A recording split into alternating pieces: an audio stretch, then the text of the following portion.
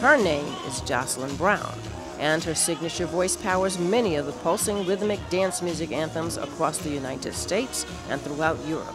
On this night at El Divino in Ibiza, Spain, Jocelyn is rocking the house at a party promoted with an African-American theme. It's called Soul Heaven. But there is a lot behind this voice, and Jocelyn's struggle to stay in the public's eye. Up a situation where my legacy had been from somebody else's guy, it was like, no problem, but yet it still meant building, and building a momentum of not just hearing about yesterday, but today's work as well. As the disco era faded and American tastes turned to hip-hop, Jocelyn took her talents to London, and for the past 15 years, she's worked with European promoters and DJs. I've been blessed to work with all the DJs, you know, Eric Murillo, David Morales, Little Louis Vega, and Kenny Doe from Masters at Work. Frankie Knuckles and I are very close. We work together. I mean, every single jock that's been out there working very hard, and they've come over here and got a career together, and a lot of us singers that I've been working with them to help that happen have come over here and made it a home for us. It's all about feeling it. It's not about standing there and listening to it. It's about, if you can actually open your heart and connect with a DJ through the music, well then you're one. Then that's the special part of it. That's what makes you a special DJ, and makes it work globally. You know, and then there are people that you look up to, and you know that inspire you on a daily. You know, when you're this close to them, you know, it says everything. I mean, it's interesting. The other day at the Radisson Hotel, I'm standing there talking to a friend of mine, and this kid, I see him out of my periphery vision, but he comes up and he stands on the side of me, and he just kind of folds his arms like this and smiles to this friend of his. Now I'm standing here and he's standing here smiling like he and I are together. And I turned around and I looked at him and I was like, what do you call yourself doing? And he was in shock because he didn't think I saw what he was doing. I was like, if you're gonna take a picture, then let's take a picture. And I grabbed him by the neck and I just kind of held him like this. And he was so stunned by it, but it was a lot of fun. DJs and new rock stars. Pete Tong certainly is doing his part in bringing dance music to the American airwaves. On this day in October of 2001, this world-class DJ brought his popular Radio 1 Essential Selections broadcast to New York City. Many DJs speak, so I've sort of, you know, become recognised as a voice that sort of speaks for a sort of whole group and generation of people. What's unique about Pete is he not only produces and remixes, but his voice is synonymous with dance music as a sharing and supportive radio DJ.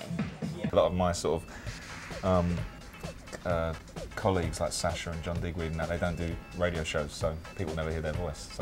But I've been doing radio forever. The experience of doing all sorts of events and all sorts of clubs over the years is definitely, it definitely pays off. I mean, there's a lot of very talented people here and a lot of great DJs, but I think in terms of sort of presentation and performance and everything like that, I mean, it's just we've had the opportunity to do some big things in Europe.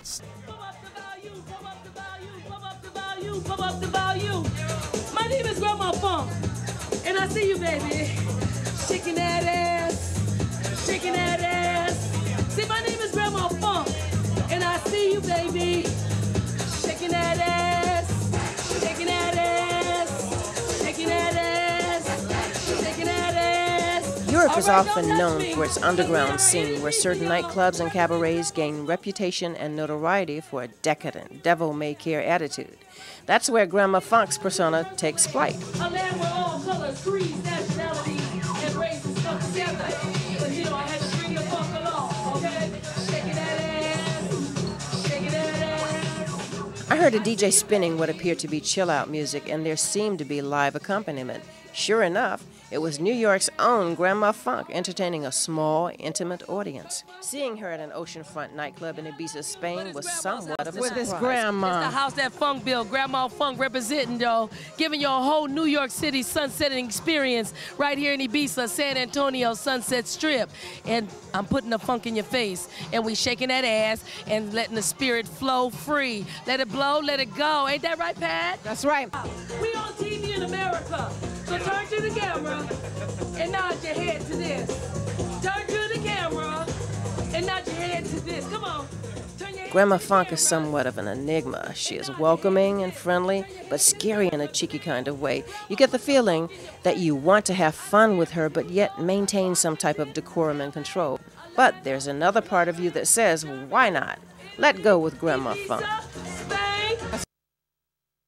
I think a lot of about what I've learned from Larry Levan at the Paradise Garage, which I think probably many DJs will testify that he was the one we mainly learned how to entertain from. And basically it's like almost spiritual, what you're feeling from the people. You're just vibing with them. And if you take in a certain direction and they're with you, you kind of go with that. But, you know, I learned to never stay there too long.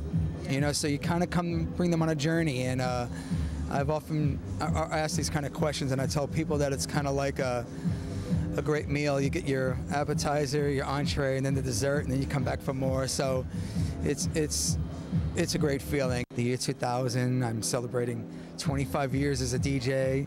Who knew as a little boy that I'd grow up to be some like celebrity DJ who didn't really go into this for money or glory. I did it because I love it, and I'm really, really thankful to God. So. America gave us house music. America gave us house music, and America still has a very strong culture of house music. But things in America now are blowing up. They're expanding further. There's more clubs, there's more radio attention, there's more magazine coverage. So that's healthy for the state. It's good. It's good. I mean, America's got a fantastic scene at the moment. In my opinion, probably the best scene. So I'm really lucky to be invited to go to America, and I'm just having fun. This is the Dance Star Music Awards 2002. It is the first time a dance music awards show was staged on this level on American soil. Why are you here tonight? Wow, because it's my event. And it's the first ever inaugural American Dance Music Awards. So really happy to be here. We've got a fantastic lineup of performances. So really, I'm glad you guys came too.